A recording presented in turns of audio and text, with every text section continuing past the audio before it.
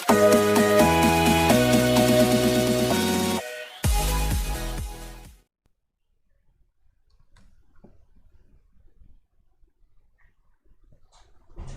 And welcome again to goal E learning. Dear friends, recently अगर आपको पता हो तो पाकिस्तान ने OIC यानी कि ऑर्गेनाइजेशन ऑफ इस्लामिक कोऑपरेशन को ये कहते हुए थ्रेट या धमकी दी थी कि OIC अपना इकलौता न्यूक्लियर वेपन ओन्ड कंट्री खो देगा अगर ये मिलकर कश्मीर के खिलाफ कोई कदम नहीं उठाते। मिलकर यानी कि OIC के जो मेंबर कंट्रीज़ हैं ये मिलकर अगर कश्मीर के ख़िलाफ़ या कश्मीर के इशू पर कोई आवाज़ नहीं उठाते, उनके ख़िलाफ़ कश्मीर के इशू पर इंडिया के ख़िलाफ़ कोई स्टेटमेंट नहीं देते तो पाकिस्तान OIC से स्प्लिट हो जाएगा। पाकिस्तान OIC से अलग होकर एक नया इस्लामिक संगठन बना लेगा। ऐसी एक धमकी OIC को दी गई थी पाकिस्तान के फॉरेन मिनिस्टर के द्वारा। ये देखिए, ये न्यूज़ है, Pakistan hints at rival Islamic bloc if OIC doesn't meet on Kashmir. ये 6 अगस्त की न्यूज़ है जिसमें लिखा हुआ है कि पाकिस्तान एक अलग इस्लामिक ब्लॉक बना लेगा, एक अलग इस्लामिक संगठन बना लेगा अगर OIC कश्मीर के इशू पर कोई आवाज़ नहीं उठाते हैं। तो नाउ इसका क्या इम्पैक्ट पड़ेगा इंडिया पे और इवन बाकी पूरे वर्ल्ड पर, तो और क्या पाकिस्तान ऐसा एक संगठन बना सकता है? अगर बनाता है तो कौन कौन से ऐसे कंट्रीज़ होंगे जो इनको सपोर्ट करेंगे या फिर इनके संगठन में शामिल हो सकते हैं? तो इन सारी चीज़ों पर अपन डिस्कस करने वाला है। इसके अलावा ये भी अपन डिस्कस करेंगे कि 6 अगस्त के बाद ऐसी न्यूज़ भी आ चुकी है कि कौन सा ऐसा देश है जिसने कश्मीर के इशू पर पाकिस्तान को सपोर्ट किया है। इवन OIC का क्या रिएक्शन है, ऐसी भी न्यूज़ है। सऊदी अरेबिया, जहां पर OIC का हेडक्वार्टर है, वहां से सऊदी अरेबिया ने भी स्टेटमेंट दिया है। तो इन सारी चीज़ों को अपन डिस्कस करने वाले हैं। Very interesting to know and very interesting to discuss as always. But before we start, please subscribe our channel goal E learning and press the bell icon so that आने वाली वीडियो की notification आपको मिलते रहे। अब देखिए, सबसे पहले अपन बात कर लेते हैं OIC यानी कि ऑर्गेनाइजेशन ऑफ इस्लामिक कोऑपरेशन की। तो अगर इस संगठन की मैं बात करूं तो ये फाउंडेड यानी कि इसकी स्थापना हुई थी 1969 के अंदर, 1969 के अंदर इसकी स्थापना हुई थी और मेंबर कंट्रीज़ हैं इसके 57, यानी कि पूरी देखिए फ्रेंड्स, पूरी वर्ल्ड के अंदर, पूरी दुनिया के अंदर ऑलमोस्ट 200 कंट्रीज़ हैं और 200 कंट्रीज़ में से 57 कंट्रीज़ इस संगठन के अंदर है, यानी कि लगभग पूरी दुनिया के देशों का लगभग 1/4 हिस्सा इस संगठन के अंदर शामिल है। और ये लगभग 2 बिलियन लोगों का एक कलेक्टिव पॉपुलेशन है। 2 बिलियन लोगों की इस संगठन के अंदर पॉपुलेशन है और ये यूनाइटेड नेशन के बाद second largest intergovernmental organisation है, यानी कि यूनाइटेड नेशंस के बाद ये दुनिया में सबसे बड़ा संगठन है। थोड़े से अपन इसके मेंबर कंट्रीज़ का मैप देख लेते हैं।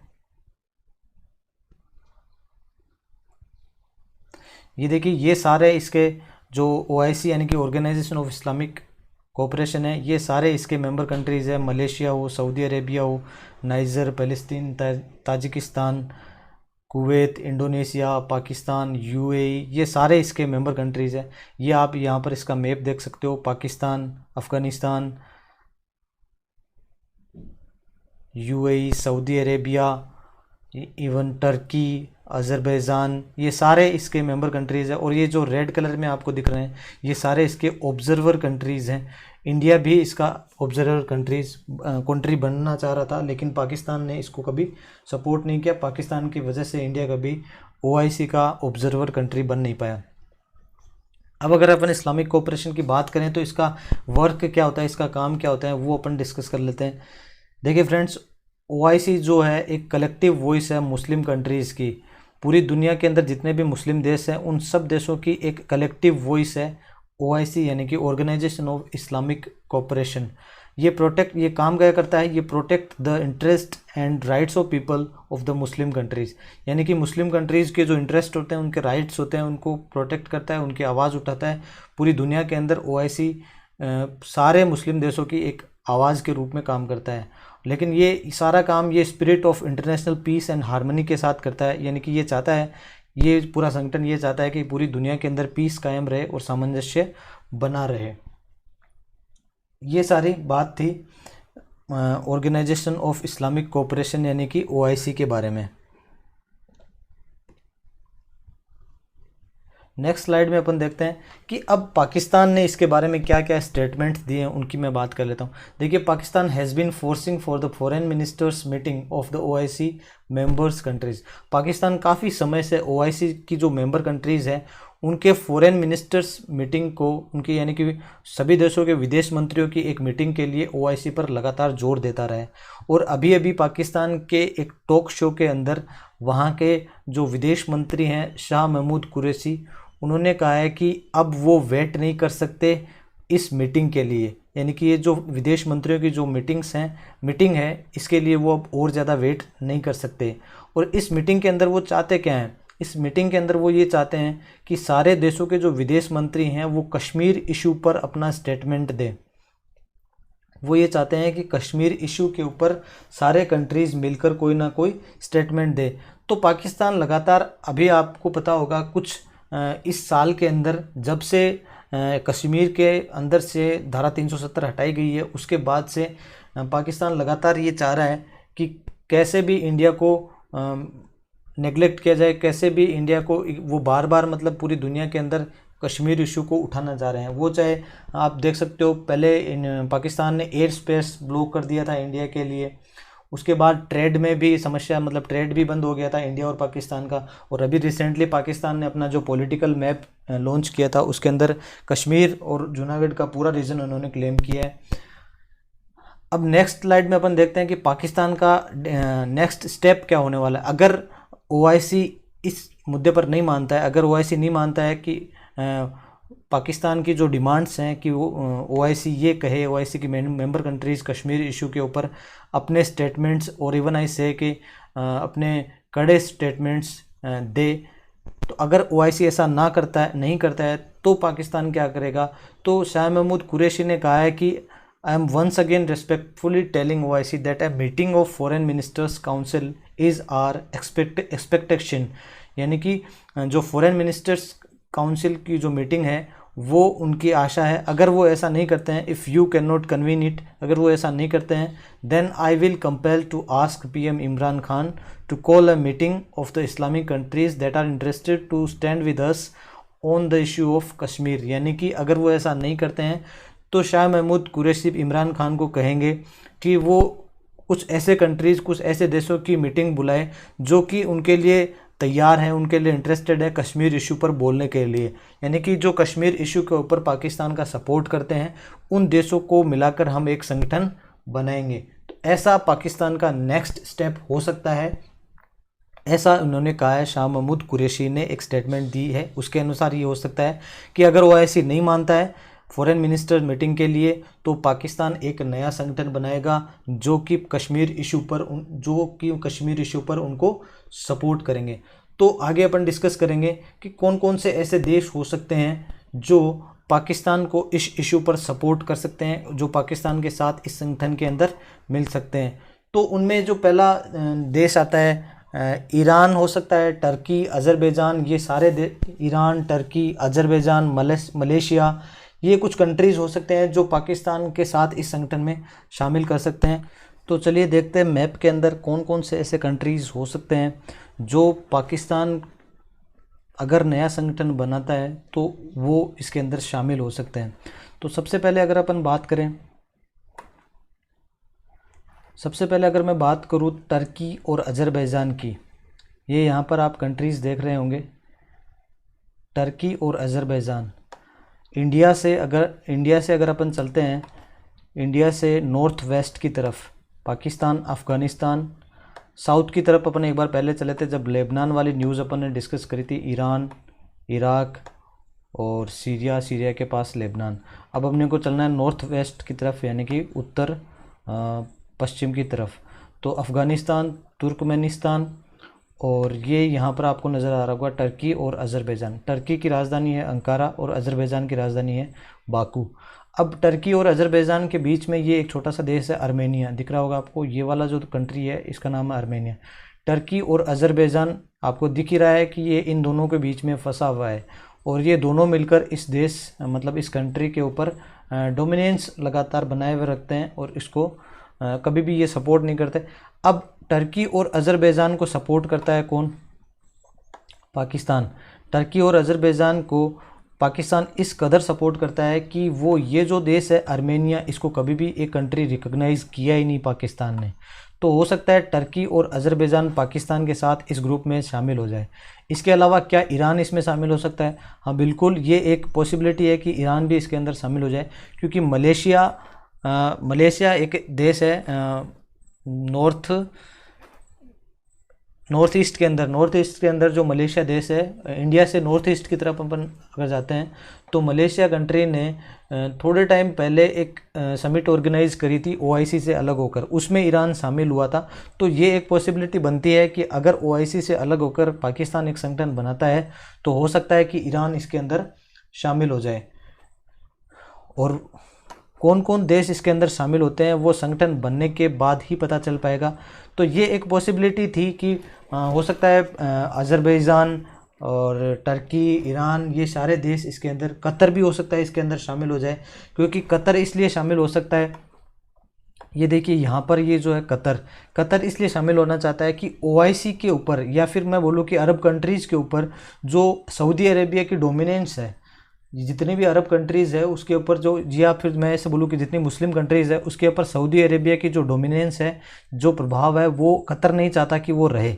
तो अगर पाकिस्तान नया संगठन बनाता है तो हो सकता है कि कतर भी उसको ज्वाइन कर ले। ठीक है, अगर मैं बात करूँ ओआईसी के बारे में पास्ट, अगर 2019 की अगर अपन बात करें तो 2019 के अंदर फॉरेन मिनिस्टर्स की एक मीटिंग हुई थी, जिसके अंदर सुषमा स्वराज को एज ए चीफ गेस्ट बुलाया गया था। सुषमा स्वराज को एज ए चीफ गेस्ट 2019 की मीटिंग, फॉरेन मिनिस्टर्स की जो मीटिंग हुई थी उसके अंदर बुलाया गया था। तो पाकिस्तान ने इस मीटिंग को पूरी तरह से बॉयकॉट किया था।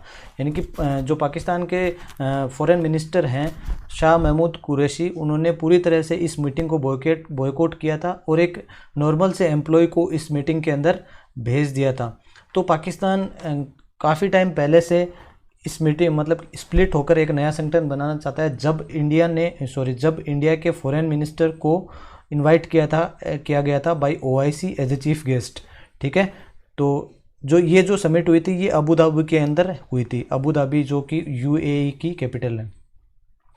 अब देखिए इसका रिएक्शन, एक्चुअल में ये न्यूज़ आई थी 6 अगस्त को कि पाकिस्तान ऐसा एक संगठन बना लेगा अगर ओआईसी सपोर्ट नहीं करता है कश्मीर इशू के ऊपर पाकिस्तान को, और इंडिया के खिलाफ कोई स्टेटमेंट्स नहीं देता है। तो उसके बाद 8 अगस्त की ये न्यूज़ है, जिसके अंदर सऊदी अरेबिया ने ये सऊदी अरेबिया की ये न्यूज़ है। सऊदी अरेबिया ने कहा है कि Saudi holds back oil to Pakistan after Shah Mahmood Qureshi threat to split OIC.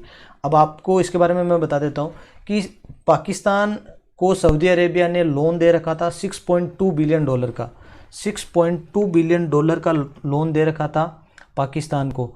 इस $6.2 बिलियन के लोन के अंदर $3 बिलियन का उन्होंने वो दिया था, ऑयल दिया था पाकिस्तान को एज ए क्रेडिट ऑयल दिया था $3 बिलियन का। अब ये जो लोन था $6.2 बिलियन का, ये एक लोन था और पाकिस्तान के ऊपर इन्वेस्ट लगातार कर रहा था सऊदी अरेबिया, और इस लोन की ये थी कि पाकिस्तान जैसे चाहे वो पे कर सकता है, उनके ऊपर कोई इंटरेस्ट नहीं लगेगा। ये देखिए यहाँ पर हाईलाइट आप देख सकते हो, Saudi Arabia has halted the provision of oil on loan for Pakistan after the Imran Khan government threaten to split the organisation of Islamic cooperation countries और कश्मीर। यानी कि जब से इन्होंने कश्मीर इशू के ऊपर ओआईसी को थ्रेट किया है, तो ओआईसी ने ये जो प्रोविज़न था कि वो as a loan Saudi Arabia से ऑयल यानी कि तेल ले सकता है, इस प्रोविज़न को उन्होंने हटा दिया है। अब ऐसा कोई प्रोविज़न पाकिस्तान के साथ नहीं है। तो ऑब्वियस सी बात थी कि सऊदी अरेबिया का ये रिएक्शन आना था, और ये इंडिया के लिए एक बहुत ही अच्छी बात है कि अगर पाकिस्तान ओआईसी से हटकर कोई इस्लामिक ऑर्गेनाइजेशन बनाता है तो सऊदी अरेबिया, यूएई जैसी कंट्रीज़ के साथ इंडिया के रिलेशंस बहुत अच्छे होने वाले हैं, और भविष्य में हो सकता है अपन देखें कि कुछ अच्छी डील्स सऊदी अरेबिया और यूएई के साथ इंडिया कर ले। अब ये जो डील इन्होंने सस्पेंड कर दी है और पाकिस्तान को ये भी कहा है कि रीपे द फुल लोन, जो लोन इन्होंने लिया है इसको पूरा इनको रीपे करना पड़ेगा। इसके अलावा ये 10 अगस्त की न्यूज़ है ओआईसी के हेडक्वार्टर यानी कि सऊदी अरेबिया से। ओआईसी ने भी ये जो पाकिस्तान का एजेंडा है कश्मीर इशू के ऊपर, इसको रिजेक्ट कर दिया है। पाकिस्तान की कोई भी डिमांड्स ओआईसी नहीं मानने वाला। जो पाकिस्तान चाहता है कि ओआईसी की मेंबर कंट्रीज़ कश्मीर इशू के ऊपर इंडिया के ख़िलाफ़ कुछ बोले, कुछ अपनी अपनी स्टेटमेंट्स दे, तो ओआईसी ने इसको साफ रिजेक्ट कर दिया है कि पाकिस्तान के ये जो कश्मीर का इशू है ये इंडिया और पाकिस्तान का बायलैटरल इशू है, इसके अंदर ओआईसी कोई भी स्टेटमेंट नहीं देगा। तो क्या इस रिजेक्शन के बाद पाकिस्तान नया संगठन बनाएगा? और एक न्यूज़ ये भी है कि जो मलेशिया के पूर्व प्रधानमंत्री है महातिर बिन मोहम्मद खान, इन्होंने कश्मीर इशू के ऊपर पाकिस्तान को सपोर्ट किया है। लेकिन अब देखने वाली बात ये होगी कि क्या चाइना इस इशू के ऊपर, ये जो नया संगठन पाकिस्तान बनाने जा रहा है, इस इशू के ऊपर क्या पाकिस्तान चाइना क्या पाकिस्तान को सपोर्ट करता है? अगर चाइना पाकिस्तान को सपोर्ट करता है तो अज़रबैजान, टर्की, ईरान और कतर या फिर मलेशिया के अलावा और भी कुछ ऐसे देश हो सकते हैं जो पाकिस्तान के साथ इस संगठन में मिल जाए, क्योंकि चाइना की कुछ फ्रेंडली कंट्रीज़ या फिर चाइना ने जिन कंट्रीज़ को लोन दे रखा है, जिन कंट्रीज़ को अपने कर्ज, जो कंट्रीज चाइना की कर्जदार हैं, वो हो सकता है कि पाकिस्तान के साथ इस संगठन में मिल जाए। और अगर ये ऐसा एक संगठन पाकिस्तान बनाता है तो शायद इंडिया के लिए ये एक अच्छी बात होगी, क्योंकि अगर पाकिस्तान ऐसा संगठन बना लेता है तो पाकिस्तान के जो रिलेशन है वो यूएई और सऊदी अरेबिया जैसे देशों के साथ और भी ख़राब हो जाएंगे। एक्चुअल में इस न्यूज़ के बाद सऊदी अरेबिया के साथ रिलेशन आप देख चुके हैं, ख़राब हो चुके हैं। सऊदी अरेबिया ने जो ऑयल डील थी उसको समाप्त कर दिया है। तो यूएई और सऊदी अरेबिया के साथ इंडिया के रिलेशंस हो सकता है, अगर पाकिस्तान ऐसा संगठन बनाता है तो और भी अच्छे हो सकते हैं। इंडिया के रिलेशंस अभी भी यूएई और सऊदी अरेबिया के साथ अच्छे हैं और आगे आने वाले टाइम में और भी अच्छे हो जाएंगे। तो ये आज के इस वीडियो का एंड है। Thanks for listening as always. अगर आपको ये वीडियो पसंद आए तो प्लीज़ लाइक कीजिए और अपने दोस्तों के साथ शेयर कीजिए। Thank you very much once again.